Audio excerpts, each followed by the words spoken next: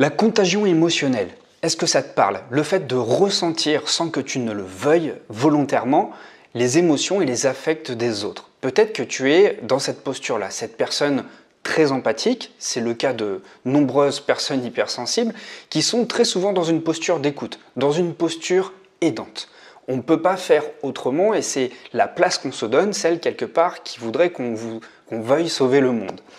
Ce qui se passe, c'est que le plus souvent, tu ne sais exister autrement qu'à travers cette posture d'aidant. Et pourtant, tu pourrais retirer beaucoup plus d'intérêt et beaucoup plus d'assises en étant parfaitement disponible pour les autres, mais tout en te protégeant toi. Alors si tu me suis, tu as certainement vu que très récemment j'ai sorti une formation nommée Bouclier empathique, justement pour permettre aux personnes sensibles comme toi de pouvoir continuer à ne pas jouer un autre rôle que le sien, c'est-à-dire être une personne sensible aux émotions des autres, une personne à l'écoute, une personne dans l'entraide, mais certainement pas une personne qui est dans une posture sacrificielle et une personne qui va se faire bouffer par les autres. Nous, ça ne nous intéresse pas en fait, puisque c'est pas comme ça que tu vas développer des choses vertueuses dans ta vie. C'est pas en te sacrifiant ni en te culpabilisant de ne pas pouvoir apporter l'énergie que tu aimerais aux autres que tu vas sauver le monde et que ça va changer le cours des choses. Tu peux tout simplement être disponible pour les autres tout en restant fort, tout en ayant une bonne assise. Et j'ai envie de te dire que ce sont les personnes qui inspirent l'autorité et le respect qui sont le plus appréciées. Et tu l'as certainement remarqué dans tes relations. Plus tu es dans une posture aidante, plus tu incarnes ce rôle de sauveur, et plus autour de toi tu vas attirer des personnes à problème, des personnes qui génèrent des affects qui ne sont pas toujours très agréables.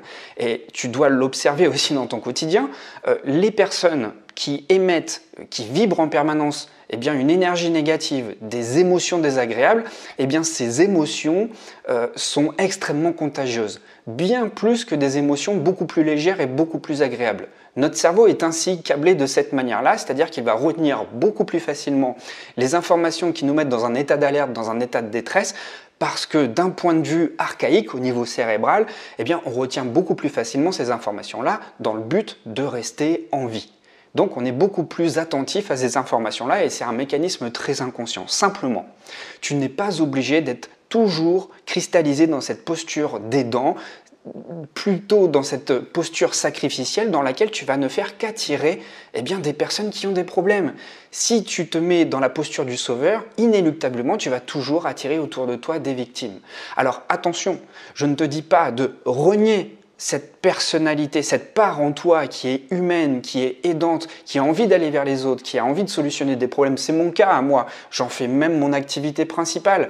Moi, c'est dans mon ADN, je suis là, je le sais, pour aider les autres. Simplement, si je ne mets pas en place un bouclier de protection pour me protéger des affects des autres, je ne pourrai plus coacher des personnes qui ont des problèmes. Et c'est l'organisation de mon quotidien, en fait. Je travaille pour des personnes qui ont des problèmes. Simplement, j'ai mis en place des protocoles, des stratégies, des techniques qui me permettent de me protéger.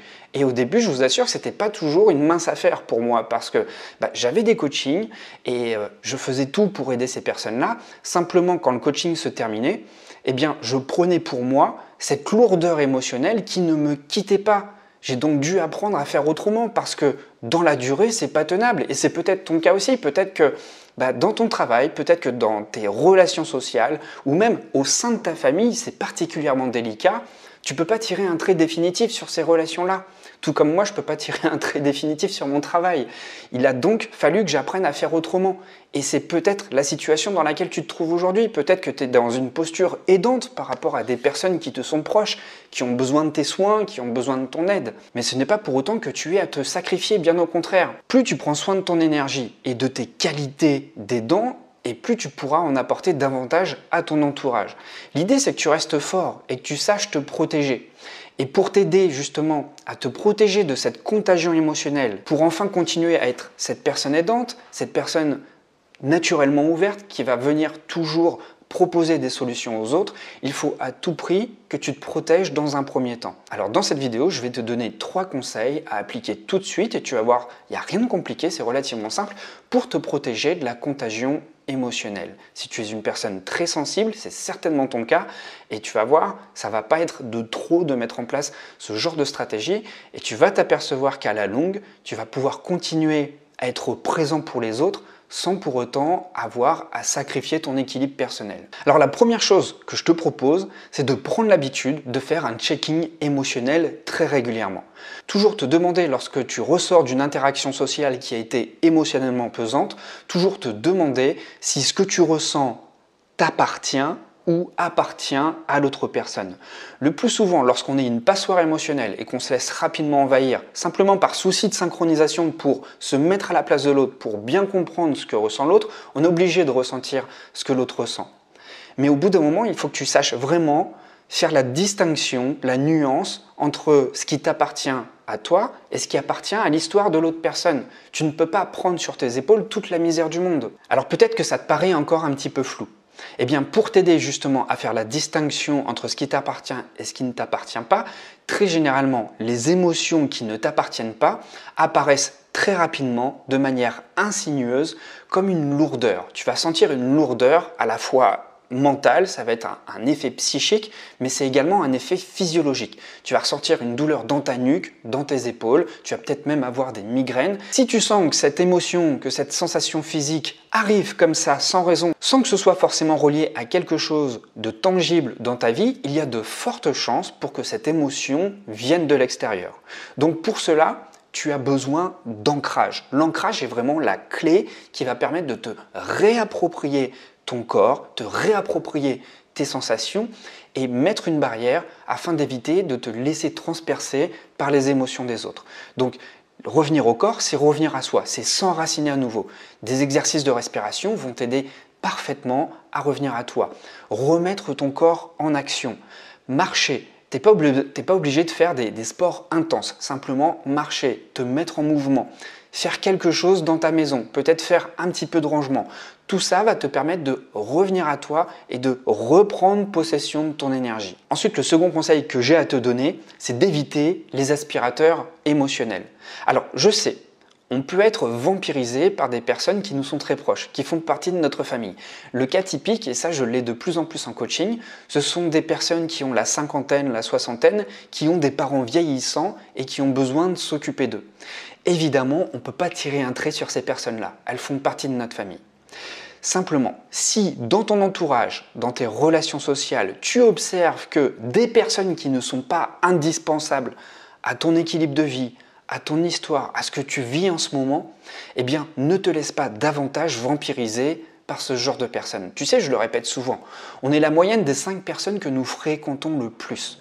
Donc, au bout d'un moment, si tu ne fais pas attention aux personnes que tu fréquentes et que tu observes que ton humeur est très variable, que tu ressens beaucoup de pesanteur, il serait peut-être intéressant de porter un regard plus attentionné sur les personnes qui font partie de ton environnement social. Ces personnes sont très faciles à reconnaître. Leur seul moyen d'entrer en relation avec les autres, c'est toujours d'exister à travers la complainte.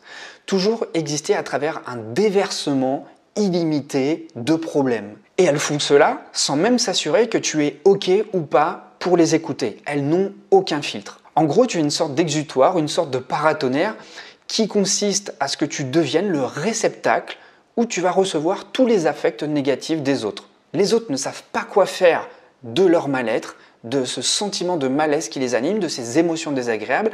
Elles se sentent donc obligées de trouver quelqu'un, une sorte de récepteur qui va tout emmagasiner. Sauf que tu ne peux pas faire ça éternellement. Tu es bien d'accord. Tu peux être dans une posture d'écoute.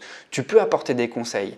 Mais lorsque ce fonctionnement devient un schéma mécanique qui se répète à chaque fois, que malgré tes conseils, malgré ton écoute, malgré tout ce que tu proposes pour cette personne, eh bien, si tu observes que cette personne ne fait rien pour se remettre en question et qu'à chaque fois que tu interagis avec elle, c'est une boucle qui ne cesse de tourner en rond et qui devient quasi automatique, si c'est simplement son mode d'interaction, prends de la distance. Ça va te faire du bien et je t'invite encore une fois à ne pas culpabiliser de mettre de la distance par rapport à des personnes qui ne t'apportent strictement rien. Tu fais le constat et pour t'aider peut-être à prendre cette décision, demande-toi quelles vont être les conséquences à moyen et à long terme si tu continues à évoluer avec ces personnes-là. Ça va t'aider beaucoup plus facilement à prendre cette décision parce que tu vas te rendre compte que finalement, ces personnes, bien que tu restes avec elles, ne t'apporteront jamais rien. Bien au contraire. Et puis tu n'es pas obligé non plus d'être totalement radical. Tu peux simplement proposer de mettre une distance temporairement. Mais retiens bien que c'est important de t'entourer de personnes qui te rechargent positivement. Tout comme tu peux être très perméable aux émotions négatives, tu peux en parallèle également être perméable aux émotions positives. Moi, j'apporte vraiment une attention très spéciale aux personnes qui me ressourcent. Et de toute façon, je le remarque à chaque fois.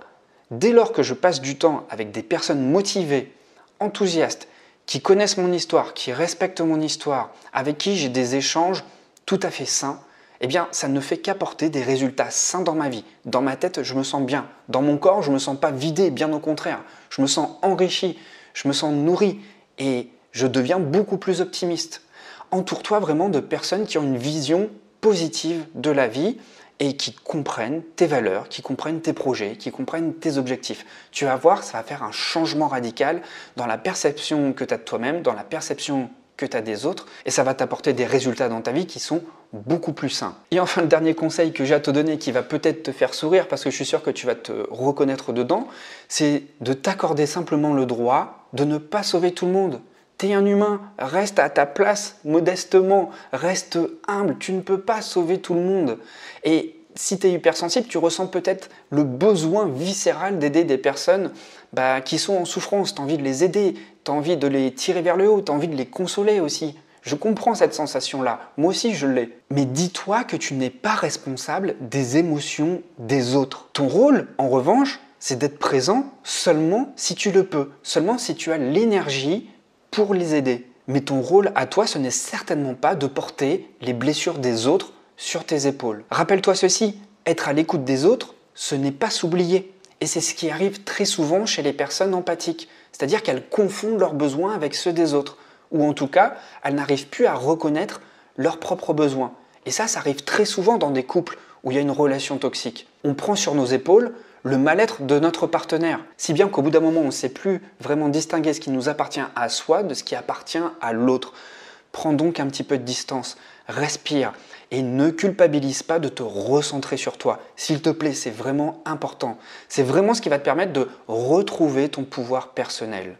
Et encore une fois, je ne te dis pas de faire un trait sur ta nature empathique. C'est très bien, le monde en a besoin et puis ce serait débile si tu es une personne sympa de ne plus essayer d'être sympa, gentil, avenant avec les autres. Le but simplement, c'est de ne plus te sacrifier à travers cette posture-là. Tu peux continuer à être une ressource pour les autres tout en te protégeant toi-même. C'est pour ça que j'ai mis en place la formation Bouclier empathique parce qu'elle va te permettre de faire de ton empathie une véritable force. On va travailler ensemble des stratégies, des techniques, des postures à mettre en place. Tu vas voir, il y aura même des jeux de rôle que je vais te proposer qui vont te permettre de t'exercer de manière pragmatique dans la vraie vie. Tu vas pouvoir t'essayer afin de ne plus être cette personne qui se fait tout le temps abuser. C'est vachement important si tu veux te respecter toi et si tu veux être respecté par les autres. C'est important que tu prennes soin de toi. Regarde autour de toi. Les personnes qu'on apprécie le plus, les personnes que l'on respecte le plus, les personnes que l'on reconnaît, que l'on aime le plus, ce sont tout d'abord des personnes qui ont une étroite relation extrêmement saine avec elles-mêmes. Une personne qui se néglige, elle n'inspire pas le respect. Une personne qui ne prend pas soin d'elle, eh bien, elle donne beaucoup moins envie d'être aimée, d'être respectée. C'est comme ça, c'est humain. Prends d'abord soin de toi, protège tes ressources, protège ton intégrité et tu pourras beaucoup plus facilement être intégré, respecté, autonome émotionnellement et donc tu pourras beaucoup plus efficacement aider les autres. C'est vraiment tout ce que je te souhaite. C'est faire de cette empathie un super pouvoir, mais quelque chose qui soit vraiment à ton service pour exceller, pour développer de l'inspiration autour de toi, pour être exemplaire. Comment veux-tu être exemplaire si tu t'épuises pour les autres? La seule manière, tu sais, vraiment de convaincre les autres, j'en ai l'intime conviction depuis que j'aide les personnes autour de moi, ça va au-delà des conseils. Je pense que c'est être vraiment intègre, exemplaire. C'est parce que toi-même tu incarnes un modèle de vie que tu vas quelque part inspirer les autres pour adopter ce modèle de vie. Évidemment, il y a des conseils verbaux qui vont aider les autres. Tu vas tendre des perches. Mais le mieux que tu puisses faire vraiment, c'est d'incarner un modèle de vie qui va inspirer, qui va donner des éléments aux autres, puisqu'on agit tous par mimétisme, et qui va faire de toi une personne plus libre, plus détendue, plus à l'aise dans son corps, plus à l'aise dans ses relations, mais surtout plus aligné avec ses valeurs. Alors si tu souhaites faire ce travail avec moi, je te donne rendez-vous dans le programme Bouclier empathique. Tu vas voir, le lien est juste en dessous dans la description de cette vidéo. Tu as juste à cliquer sur le lien, tu vas voir tout le déroulé du programme, tu vas voir, c'est très riche. Je me filme face caméra, on interagit, c'est comme une méthode IKEA. Tu avances point par point, tu appliques et ensuite tu vas voir les transformations dans ta vie. Et tu vas t'apercevoir qu'en exerçant les conseils que je te donne progressivement, au bout de quelques semaines, les choses vont changer. Allez, je te dis à tout de suite de l'autre côté.